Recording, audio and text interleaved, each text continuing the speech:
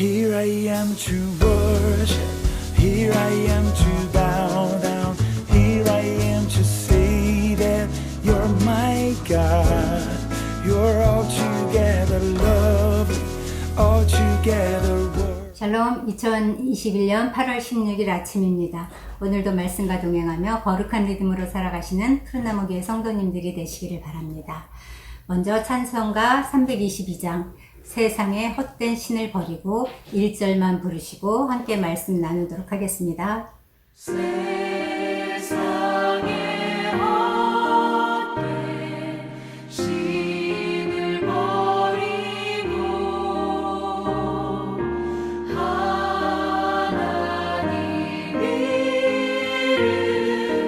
높여 기리세 온 천하 백성 모두 나와서 다같이 하나님만 섬기세. 오늘 함께 나눌 말씀은 사사기 6장 25절로 32절 말씀입니다. 그날 밤에 여호와께서 기드온에게 이르시되 내 아버지에게 있는 숫소 곧 7년 된 둘째 숫소를 끌어오고 내 아버지에게 있는 바알의 제단을 헐며 그 곁에 아세라상을 찍고 또 이 산성 꼭대기에 내 하나님 여호와를 위하여 규례대로 한 제단을 쌓고 그 둘째 숫소를 잡아 내가 찍은 아세라 나무로 번제를 드릴지니라 하시니라. 이에 기드온이 종 10사람을 데리고 여호와께서 그에게 말씀하신 대로 행하되 그의 아버지의 가문과 그 성읍 사람들을 두려워하므로 이 일을 감히 낮에 행하지 못하고 밤에 행하니라. 그 성읍 사람들이 아침에 일찍이 일어나 본즉 바알의 제단이 파괴되었으며 그 곁에 아세라가 찍혔고 새로 쌓은 제단 위에 그 둘째 숫소를 드렸는지라. 서로 물어 이르되 이것이 누구의 소행인가 하고 그들이 캐어 물은 후에 이르되 요아스의 아들 기드온이 이를 행하였도다 하고 성읍 사람들이 요아스에게 이르되 내 아들을 끌어내라. 그는 당연히 죽을지니 이는 바알의 제단을 파괴하고 그 곁에 아세라를 찍었음이니라 하니 요아스가 자기를 둘러싼 모든 자에게 이르되 너희가 바알을 위하여 다투느냐? 너희가 바알을 구원하겠느냐? 그를 위하여 다투는 자는 아침까지 죽임을 당하리라. 바알이 과연 신일진데 그의 제단을 파괴하였은즉 그가 자신을 위해 다툴 것이니라 하니라.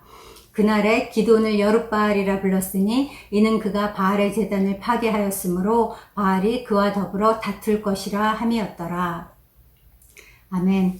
사사기 6장에서 8장은 대표적인 사사 기드온에 대한 내용입니다. 사사들 가운데 가장 널리 알려진 사람이 바로 기드온입니다. 기드온 이야기는 사사 이야기 중에 가장 긴 이야기이기도 합니다. 초대 사사 온니엘, 2대 사사 에훗, 3대 사사 삼갈, 그리고 4대 사사 드보라와 바락에 이어 새로운 사사 기드온이 등장합니다. 새로운 사사가 등장했다는 것은 이스라엘이 또다시 여호와의 목전에 범죄했다는 뜻입니다. 6장 1절입니다. 이스라엘 자손이 또 여호와의 목전에 악을 행하였으므로 여호와께서 7년 동안 그들을 미디안의 손에 넘겨주시니라. 이 7년 동안 이스라엘 백성들은 미디안의 압제하에 말할 수 없이 고통스러운 시간을 보내야 했습니다. 미디안과 아말렉 사람들이 쳐들어와서 먹을 것 하나 남기지 않고 싸그리 뺏어가서 백성들은 극심한 가난에 궁핍에 시달려야만 했습니다.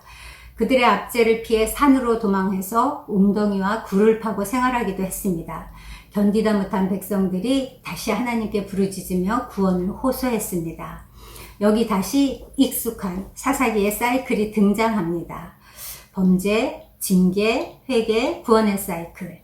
그 악순환의 역사가 반복되고 있는 것입니다.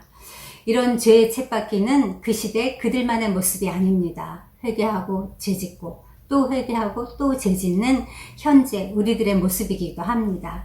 인간은 본성적으로 완악해서 하나님을 멀리하고 악으로 치우치는 경향이 있습니다. 어떤 분은 이것을 가리켜 인류의 고질적인 유전병이라고 표현했습니다.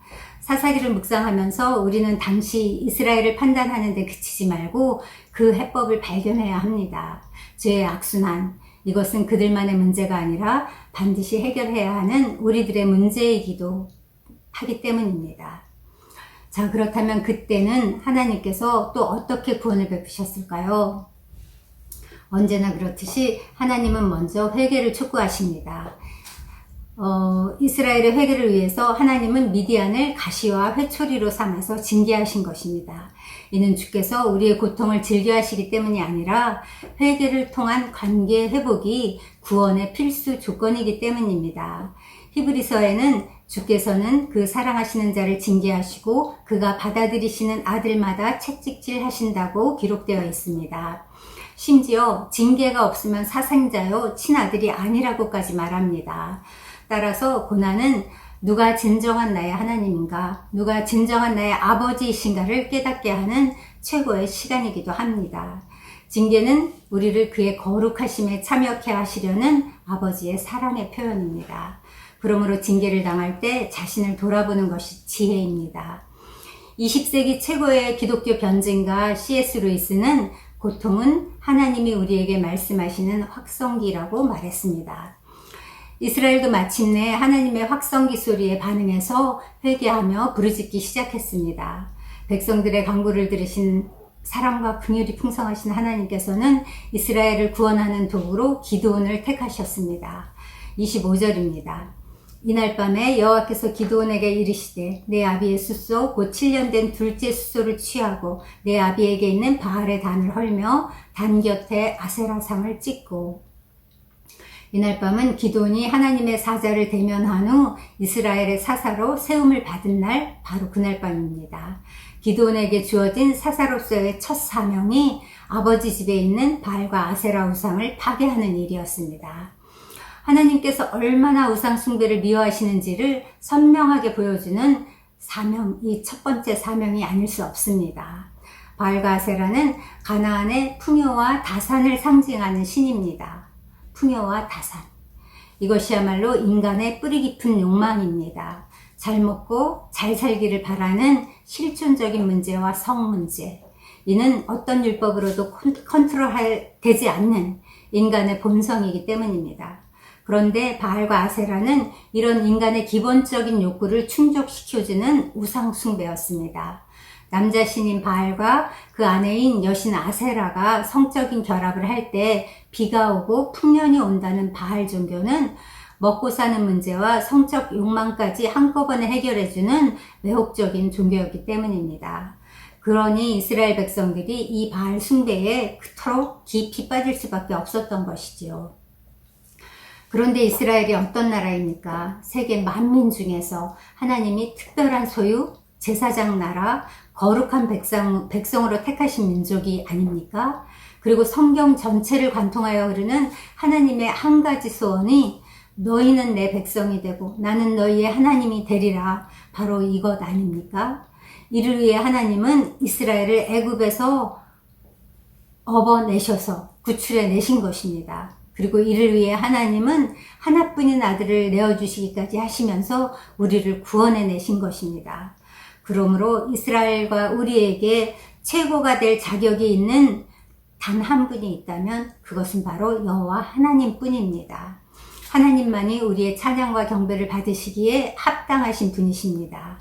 그런데 그 자리를 바알과 아세라가 대신 차지한다면 하나님께서 참을 수 없이 진노하시는 것이 너무나 마땅합니다. 우리 하나님은 질투하시는 하나님이십니다. 그래서 기드온에게 첫 사명으로 바알과 아세라상을 회파할 것을 명령하신 것입니다. 이스라엘의 참 주인이 여호와 하나님이라는 사실을 온 세상에 알려주라는 것입니다. 지금 너희가 섬기고 있는 바알과 아세라가 아니라 오직 하나님 여호와만이 유일한 신임을 알게 하라는 것입니다. 또 하나님 앞에서 먼저 너 자신부터 성결하게 하고 그 땅을 정화하라는 뜻이기도 합니다. 그래서 하나님께서는 바알의 단을 헐고 아세라 상을 찍은 후에 내 하나님 여호와를 위하여 제단을 쌓고 번제를 드리라고 명하셨습니다. 이전에는 너희가 바알을 위한 단을 쌓고 경배했다면 이제는 돌이켜 하나님을 위한 단을 쌓고 오직 주만 경배하라는 뜻입니다. 그런데 27절에 보면 기드온이 그 아버지의 가문과 그 성읍 사람들을 두려워해서 이 일을 감히 낮에 하지 못하고 밤에 몰래 행했다고 나옵니다. 하나님께서 큰 용사여 여호와께서 너와 함께 계시도다 라고 부르시며 선택한 그런 종의 행동으로서는 좀 비겁해 보이지 않습니까? 저도 처음에는 그렇게 생각했습니다. 그런데 다시 생각해 보니 그것이 바로 기드온의 지혜였음을 깨달았습니다. 지피지기해야 백전백승할 수 있습니다. 하나님의 부르심을 알고 함께 하심을 안다고 두렵지 않은 것은 아닙니다. 하나님의 뜻을 알면서도 늘 두려운 것이 인간입니다. 기드온이 밤에 몰래 그 일을 한 까닭은 그 성읍 사람들이 얼마나 심각한 바알 숭배에 빠져 있는지, 그들이 자기를 향해 어떻게 나올지를 너무나 잘 알았기 때문입니다. 아니나 다를까 성읍 사람들은 바알의 단이 회파된 것을 보자마자 범인을 잡겠다고, 기드온을 죽이겠다고 떼를 지어 몰려왔습니다. 원래는 우상 숭배하는 자를 그 성읍에서 끌어내서 공개적으로 돌로 쳐 죽이는 것이 율법이었는데, 지금 이 사람들은 오히려 우상의 단을 부쉈다고, 그 기드온을 쳐 죽이겠다고 몰려온 것입니다. 이 비정상을 정상으로 착각하는 그들, 이것만 봐도 그들이 얼마나 우상 숭배에 눈이 멀어 있는지를 알 수 있습니다. 상대가 이런 사람인 줄을 알았기에 기드온은 밤에 몰래 그 일을 행한 것입니다. 이런 사람들 앞에서 낮에 행한다는 것은 용기가 아니라 무모한 도전입니다. 정작 단은 부수지도 못하고 맞아 죽었을지도 모릅니다. 대적을 상대할 때는 하나님의 지혜가 필요합니다. 이 바알의 단과 아세라상은 본래 오브라에 모여 살던 아비에셀 사람들의 공동 소유였습니다. 그런데 그것이 특별히 기드온의 아버지 집에 있었다는 것은 그 아비가 그 관리 책임을 맡고 있었던 것으로 추정이 됩니다. 그렇다면 요아스는 바알과 아세라의 제사장 정도의 위치라고 할 수 있습니다. 그런데 뜻밖에도 기드온의 아비 요아스가 태도를 바꾸어서 성난 군중들에게 말합니다.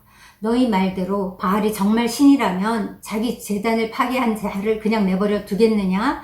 바알이 스스로를 위해 다툴 것이 아니냐? 그가 진짜 신이라면 당연히 내 아들이 그의 손에 죽을 것이다. 그러니 너희는 잠잠히 지켜보기나 해라. 이러면서 그동안 바알을 섬기던 요아스가 기드온의 편을 들며 백성들에게 바알의 무능력을 조롱하고 비웃는 말을 한 것입니다.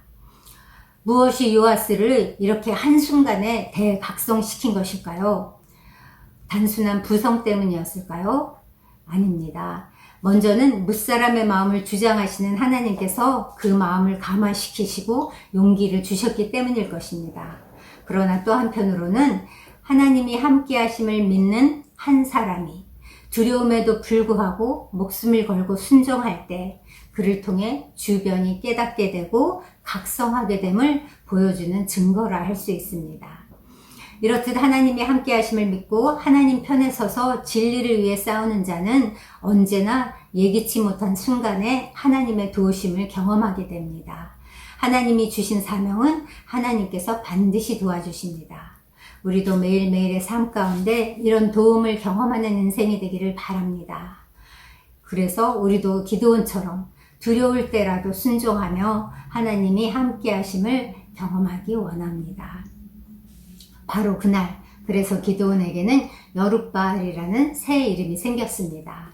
여룻바알은 바알과 대적하다, 바알과 논쟁하다라는 뜻입니다. 바알의 단과 아세라 상을 깨버렸어도 그 우상들은 어떤 보복 조치도 할 수 없는 무능한 거짓신이라는 사실을 폭로하고 조롱하는 그런 이름입니다. 이렇듯 진리는 자기 스스로를 증명합니다.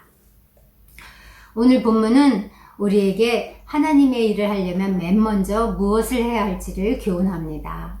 하나님께서 기드온을 이스라엘의 구원자로 세우시기 전에 제일 먼저 명령하신 것이 우상을 헐라는 것이었듯이 우리도 하나님을 위한 도구로 쓰임받기를 원한다면 먼저 우리 가운데 있는 우상부터 헐어내야 합니다.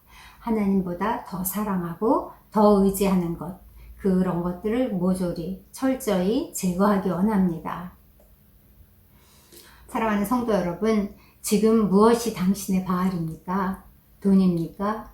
건강입니까? 명예입니까? 사랑입니까? 아니면 일입니까? 그것이 무엇이든 오늘 헐어내는 이 아침이 되기 원합니다. 두려울 수 있습니다. 그러나 순종할 때 주님의 도우심을 경험하게 될 것입니다. 그래서 우리도 주님 앞에 여룻바알이라는 영광스러운 이름으로, 새 이름으로 일컬음 받기를 소망합니다. 기도하겠습니다.